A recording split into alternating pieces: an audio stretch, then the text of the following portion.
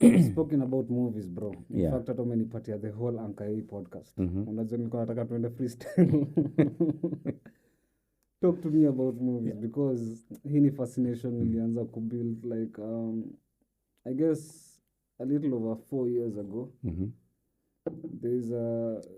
There's a guy alikama akanionyesha story ya Quentin Tarantino. Yes. One of the best directors. The best. For me, Quentin, Guy Ritchie. Guy Ritchie. Those two. The rest. Christopher Nolan. Yeah, Chris Nolan. is good. No, but I respect him completely. But Guy Ritchie and for me, Quentin. the kind of style that appeals to me is Guy Ritchie. And why Guy Ritchie? He's witty. He has... I mean, if you watch his movies, they are street, they are rough, they are edgy, and for me, that's my kind of movies. Now, thank you. Now, let me tell you, Guy Ritchie, I love him for his edits. Umechiki vile edit yake akitaka kuonyesha as in the process, like he will put like 5 clips in like 5 seconds of transition within each. Nataka communicate kila kitu. Yeah. So Guy Ritchie anajulikana for his edits. Quentin on the other end, his storyline, his dialogue. Yeah, exactly. How the hell from 92 up till date umetoa 9 films. Kutoka hiyo 9 films, I don't know how many have won Oscars. And then from that 9 films, an actor you picked up, ama ulimscout, ameshinda 2 Oscars from the 2 films you directed. Yeah. You know Christopher Waltz? Yeah, Waltz, of course. Imagine alishinda 2 Oscars from Inglourious Basterds and Django. Alishinda Django. Yeah, Alishinda Django for playing the doctor. Yeah. And now Inglourious Dr. Basterds. Schultz. Dr. Schultz, King Schultz. One of the best characters. Do you want to compare the flow of that dialogue? Quentin. For me, Quentin is top. He's my number 1. Guy Ritchie number 2. I guess the same now. Christopher Nolan, sijamu explore sana. What I love about Christopher Nolan is his business model. Yep. It's brilliant. His business model is brilliant. His movies, there's... You know, he doesn't like using CGI na amesema mara mingi. Yeah. He's a traditionalist. He's a purist, actually. Have you watched Oppenheimer? I did. Nakwambia za Christopher Nolan, he drags me too much. So he's not like ukiwatch Snatch, Rock and Roller. It keeps you there. That's my kind of vibe. But I like that quick cut edit, funky music. Just Christopher Nolan has his style. It's just not the kind of movies I watch, but there are many other things about his process and his business acumen that I admire. So for me, I would put him definitely there. So then on that space, piano is like James Cameron. Ooh. Yeah. So for me, I find James Cameron a bit complete for me. I can understand his process. Yeah. For me, James Cameron and Christopher Nolan are on the same. For me, I rank them the same. They have a very similar way of making movies. Very intricate, very long, very sweeping processes, But for me, those are my 4 guys. And Quentin, Guy, Nolan, James Cameron. Those for me are my top directors. Quentin Tarantino. Yeah. I think because I don't know. I still have a night that I usually niko na failia waki yote. Yeah. So on Saturday nights ama Sunday nights niko home, of which nanipata mostly na watching movies zake zote again. Django sijui nimewatch mara ngapi. Ushawachi movie mpaka you're there just saying the conversation as they are talking, and then naweza kuambia every line. Naweza kuambia how many minutes without music in every scene. Now that's what I look at. You see, this other thing I came to discover, Musyoka, movie score. Yeah. A lot of Kenyans who talk about their passion for me is when ukiuliza, by the way, what's your take on movie scores? Ama, they don't know what a movie score is. Now, because nilikuanga na watch my films ever since nikaanza kwa this film Nerdy Guy. No, as in there are a lot of people who are doing great productions. Production ya Kenya ikikam kwa movies ni kitu imepanda. Yeah, But what I can say is creativity Yeah. is still the same. Let me criticize them in this way. Mhm. Almost every Kenyan movie, also niseme 90% because my research iko very absolute. Mhm. Hautaona unimagine a creative character ameinnovatiwa. Mhm. Meaning this, look and angalia kwa ile, what's it called? Kwa ile the recent one ya Quentin Tarantino, Once Upon a Time in Hollywood. Mhm. There was a fictional character mwenye alikuwa ameleta a whole controversy about fighting Bruce Lee. Yeah. Remember that guy? Yeah. Ilikuwa a whole controversy kwa Hollywood. Why would Quentin do that? Yeah. And he was like, that's a fictional character and I can easily play around with that. So ukiangalia Kenyan films, iko mostly within the boundaries of real life situation. There's a guy alikuwa pro ball. He was about to go to States. You get it? Things went wrong. Haya, kuna hii group ingine ya Mategi walikuwa wanaenda hustle. Eventually the run is still simple. They're gunned down. However, think of this. Think of this. No, it's a positive critic. Think of this. Hakuna mtu ametengeneza a film based on 2 Kenyan cops. You understand? Like they are saving the day. Because najua you can play around with a lot of things. Yeah. Not only that, you can play around with the fact that these 2 cops are comical in one way. They're saving the place, but they're comical in one way. Hakuna movie yani imetengenezwa in a specific way that hama Kenyan cops with their uniform na nini wata sound like heroes. On the other end, there is a script nimekuwa nikiandika for 1 year straight ndakuonesha. And it was Rock from a Slippery Moon. Do you know this? This screenplay is about? It's set in Kenya in around 1888. So hakuna magari, hakuna phones, hakuna nothing. What I realized was it's cheaper. That production is way, way cheaper. Ukitafuta tu kichaka, horses and stuff, it's way cheaper. And then in this screenplay, the Queen of England anauliwa na Mau Mau. Way before her inauguration. I'm watching Glorious Bastards where Quentin deliberately anashoot Hitler. Yes. So I wanted to pull something like that. So controversial. So that's the thing, as in hakuna that original kind of innovation that tunatengeneza hii character, who character ako na depth. Because what Quentin says, akitengeneza character, there's a whole storyline ya who character the audience doesn't know about. His storyline is just for the actor, ndo aweze kuingia kwa hii character. Every person umeona akicheza Kenyan character, and I like criticizing them because most of them are my friends. Naulizanga, what did you do to get into this character? Ati, oh bro, nikamwambia no bro, it's your face. Wewe unakaa Thegi ndo kwa maana walikupatia hiyo role. But you don't actually, like, haukuingia into character. Yeah, because if you compare Schwartz, Christopher in Django na the other... 2 different people. Completely. Even the facials, the everything. Yeah, ile point ati unaendaga una lose weight, unaongeza weight, una buff for this scene. Yeah, it's the makeup. But usahau, that movie making is not cheap also. It's not cheap. And also, there are other factors that limit our potential to grow and think outside the box. For me, my dream is to have somebody like Elon Musk give me $1 billion and do whatever you want. Then you can do something transformative, which both from a creative point and from a business point. Juu pia just saa zingine we don't it's not that we don't want to make those kinds of movies. Is the market also ready for that kind of, because unajua sasa usisahau you're competing with Quentin, and you're competing with somebody who has the budget of half the ministries in this country. So somebody is able. Christopher Schultz akishoot 2 movies in 3 years, the amount of money he's gonna make, he'll not need.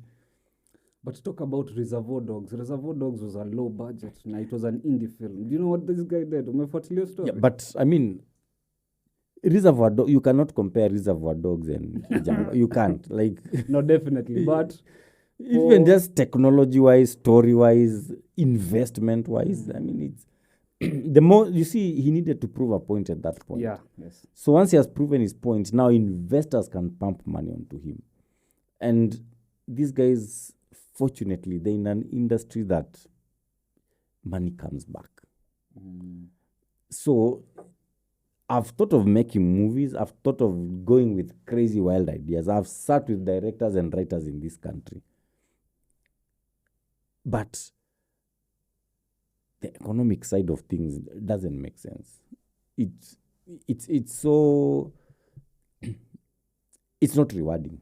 And unfortunately, whether we like it or not, bottom line is we're all here to make some kind of money. Quentin, for example, Akimas in that movie making, he's not going to do anything for 4 or 5 years. But here you have your rent to pay. You have your car to fuel, you have a daughter to take to school. So you're not paid enough to make you work on this, be so intricate with your character.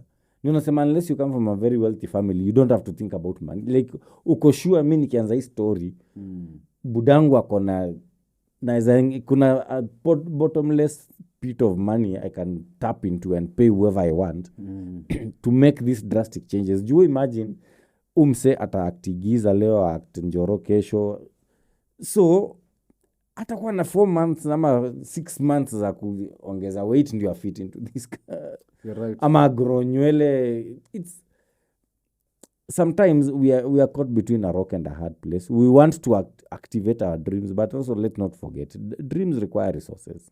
And that's one thing people don't realize.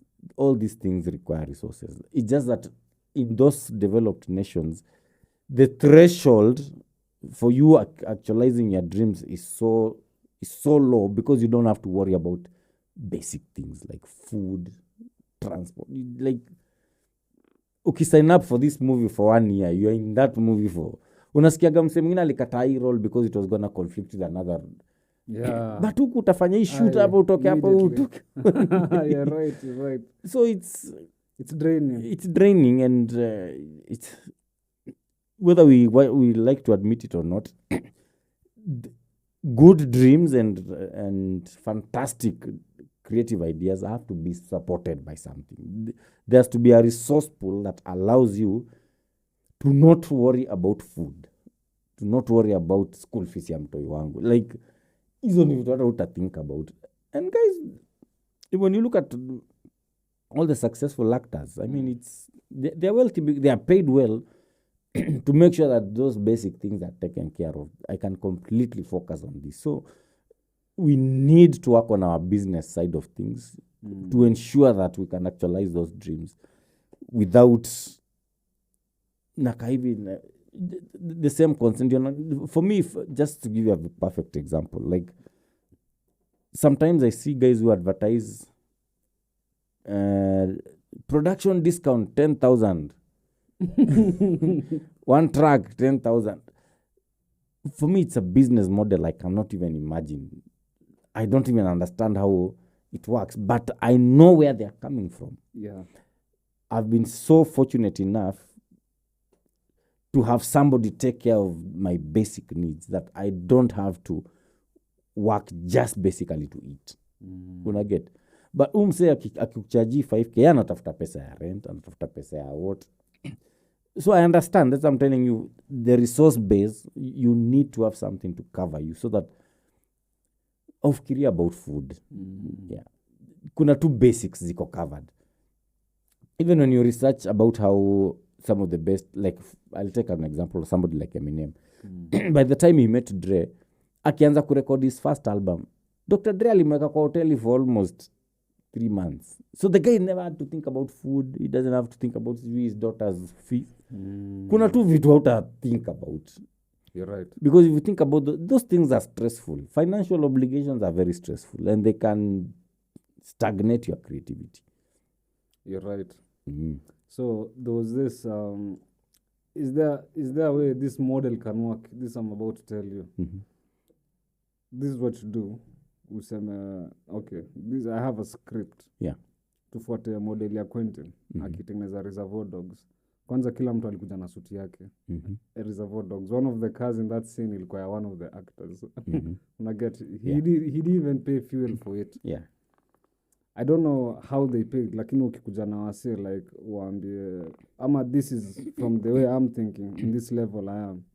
Waambie here's what I have. I have this capital to work with. I need your value. So we kuja as your value. If your value is an actor ama a character, weka hii value kwa hii nini. Meaning if mimi nimetoa like let's say 200k for this production. Hii bit yako ya you coming in as an actor, maybe I'm supposed to pay you 50,000. Hiyo ndo unakuja nayo in and you be a shareholder in this whole thing. Hii production ikienda out, there is written agreements that this is how you're going to split this money according to these cuts na vile iko. Would that make sense? For a beginning indie movie. I've had those proposition time and time again. Kuja tufanye sound kwa hii movie, tufanye music. Tukiuza utakupatia 20%. But Tukiuza. tuki ni nini? You see, I mean, it's that's what I'm saying. I can make such a choice. I have made such choices in movies. But najua hata hawatanilipa. Juu the 4 projects who have approached me with that model, they just happen to be my friends. Okay. So I'm like, anyway, ulinipatia biz fulani, place fulani, unrelated to this movie, so it's okay. So I look at the bigger picture, but none of those movies wamekuja back wakasema, by the way, tumeuza hii movie Netflix, this is your cut. Never. That's what I'm saying. Our market doesn't allow for such kind of things. It's a good way to collaborate, but mi imefika point naambiaga mtu mi usini promise. I don't want. Just tell me, do you have the money for this or not? Okay. If you don't have the money for this, fine. Let's see how we can work, what I can provide, what I can do. But I'm going to own XYZ. If it's music, I'm not going to give you exclusively. I can use this music in another project. Yeah. So... And that's why you're one of the first producers who cash in on royalties, right? Yeah. I mean, so but mi usiniambia utaenda kuuza alafu after 3 years utanileta. For me, that model has failed. I've lived long enough to see it fail. So maybe at some point in the future it will be a viable model. For example, I mean, if Netflix has not commissioned, Netflix gives you a maximum of $20,000 per film. Kama umepromise crew yote ya almost 70 people, that percentage cut. I mean, it's so ridiculous. Somebody called me for advice. Nalikuwa ananiambia they were being given 3% of the movie sales. I'm like, these are ridiculous idea. And I mean, even as a producer, how do you even approach people like that? There's that language. Na bado tena inakutano. 3% of $20,000 utapewa. $100. Jeez, that's not even. Yeah, so I think it's not a language a producer should use when approaching talents to work on a project. If somebody is not willing to give you that resource at that point, if you don't have the money for it, then just don't do it. But kuniambia hii movie tukiuza Netflix ndakuja kupatia do. However, kuna hizi platform fulani watu wana raise movie funds from. Exactly, that's why nasema afadhali waambie mtu mi movie yangu budget yangu yote ni hii. Hakuna ati ikiuzwa tulipane tuishe. Commit to it because you see the potential in it. Because I am also cognitive of the fact that reward doesn't have to be monetary only. It's not the only form of reward. It's just that you have to have a high mental capacity to identify and realize it's not just money at the table. It can't be always about money. If it was always about money, singefanya Nairobi Half-Life. But that movie has opened so many other doors because it wasn't just about the money, but I could see the potential in that project. So that's how I look at it. Ukuje unioneshe movie, if I see potential, I'm like, this one I can risk. I can help this guy achieve his dreams. without this bullshit promise of when Netflix buys it, give me a percentage. Because if the score is right, if the sound mix is right, a professional somewhere will hear it, and this guy, because we have a rapport, he'll recommend me. So it doesn't have to be money always. The rewards come in different forms and in all manners. Wewe kuna ile script umeandika. I have like 3 movie scripts just sitting in the house. Can I read one of them? They're not readable. They are synopses. Okay. But of course, most of them are music oriented because it's my strength. It's what I understand. But I mean, movie making is not for the faint of heart. It's not. Especially your that's part why ya me research. I can never criticize anyone's movie. I don't critique. Mtu anakuja anauliza, ulionaje, what do you think of this Kenyan film? No comment. Bro, to be honest, Me, I've never told anyone what I think about a Kenyan film. do you know what I usually ask anyone? I remember even nilikutumania my content on TikTok, and I never asked for feedback. I usually ask for critique. Yeah. Every time nikiuliza mtu kitu naambia, bro, by the way, I need you to critique this. Most of the time anaweza sema, okay, Nas, this is good, by the way. Naambia, sitaki kusikia hiyo. Personally, me, I can see it's good. Tell me something that is wrong about it, ama wenye upendi, because you see, in that nini, I would get, it's data collection in simple, because I'm looking at your personality and what you don't like, and I'm thinking there are thousands of personalities like you out there who are probably going to watch this. Unaona? Yeah. So I am never usually into praises and stuff. In fact, hiyo kitu uniogopesha. If I find praises are good. Praises are good, but depending ikitoka kwa nani. Like, let me say, if 1,000 people wanichia huku nje, who I know they're just people who are consuming my content. And then Musioka comes as a producer, aseme, Nasir, kazi yako kidogo iko na takataka fulani. I'd be like, to hell with this 1,000 people. When you But you see, that's what I'm saying. Criticism has to be on objective points. Yeah, definitely. Mi siwezi criticize idea ya msee ya movie. Mi si kufikiria. Yeah, alifikiria. But I can tell you your sound is distorted. You know, I can tell you your picture is overexposed. Let's critique on things that are technical and tangible and objective.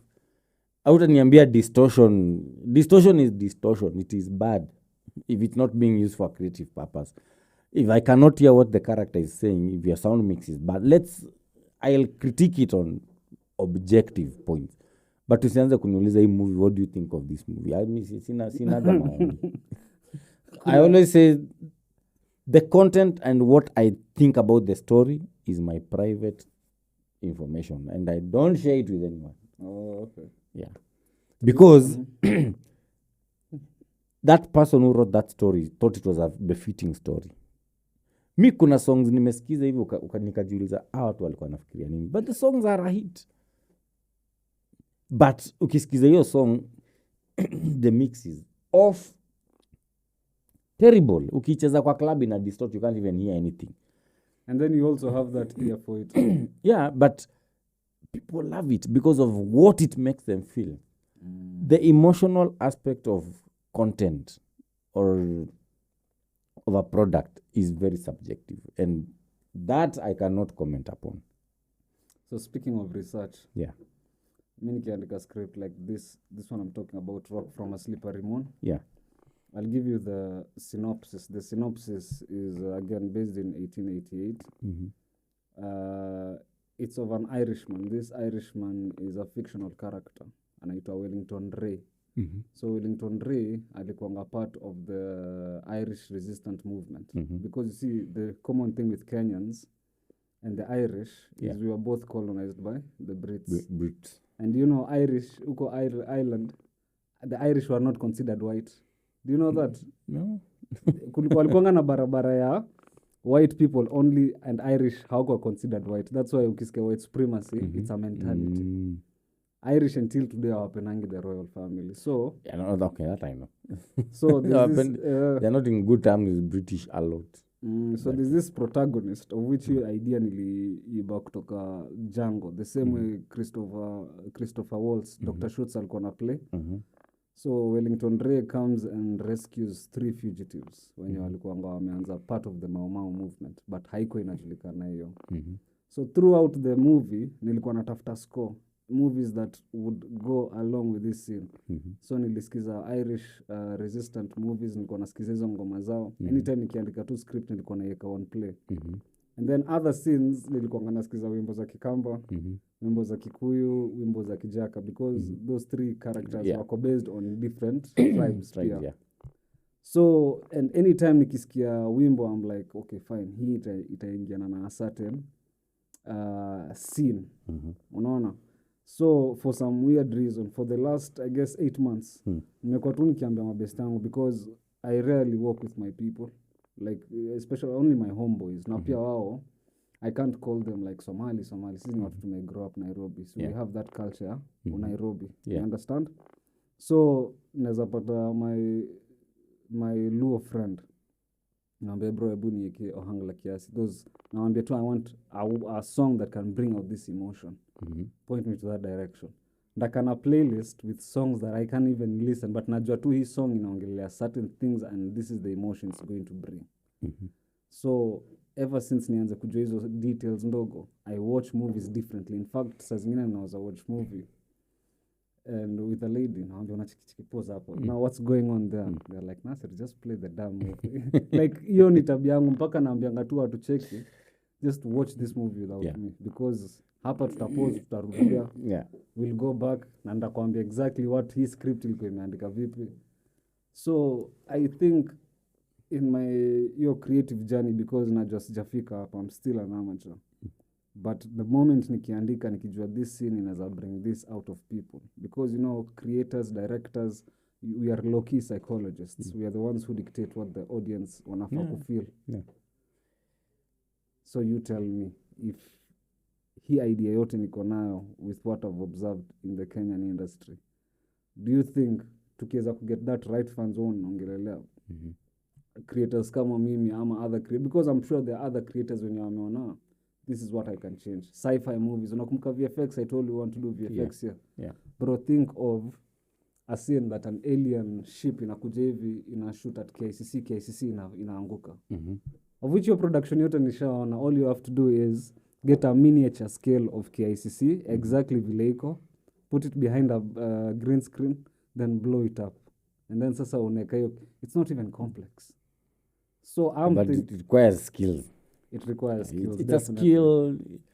It's a skill-based creative input, of which iki train you over. Of course, you're not going to finesse it over one shot. It's going to lazima take a couple of runs, one, and then pili lazima pia ikuwe na a good planning behind it, you see. But hiyo ndo vile nilikuwa naona, in a sense that tukitoa the audience na wapeleke in a different utopia place, yani wanaona okay ndo hiyo KCC, but this is Nairobi in 3100, like 100 years from now. So there's an animation I did that is very similar to that. It's very futuristic by a friend of mine called Andrew Kagia. I know, I've heard that name. So I've heard that name, Andrew Kagia, before. He's an animator? He's an animator. I think I've heard him. Kuna video yake fulani YouTube imeclock over 500,000 views. Billion, sorry, half a billion. Almost a billion. The one Superman sijui akifight na nani? Then I know that guy. I've been following him for a very long time. He has a full feature film. But he wasn't paid for that though. No, he did it on his own. No, as in like the YouTube views, hakulipo. CG, your part, CG. Because of the copyright and everything. But he's very sharp. I've seen his animation. Very sharp. Bado nimechikia ametengeneza game. There was a time he made a game.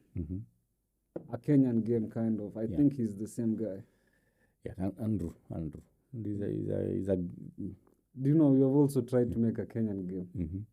Tulienda tukakotiwa na was it 40 million Kenya shillings? Codemasters ama nani? Mimio? Those, okay, I mean, nakwambia those skills are Exactly. They're very, especially the They're Kenyan, expensive. the gaming sector. Yeah. Mi nimekuwa gamer ever since I was a kid. So bado hata saizi, I'm still a gamer. So I was thinking if we can create a game yenye kila mtu anaweza kakuja like this new modern games. So we started going down that road. Tukaona tunalipa animator, after animator we have to pay also for music because those effects and stuff. So cut long story short, vitu kama hizi I stopped funded. The last time I funded anything on my own was front seat. Kutoka hapo guys were like, Naz, usiwai fund anything on your own. The idea is good, yo vitu zako ziko fiti, but at least at best invest on the prototype and how to write the white paper. Yeah.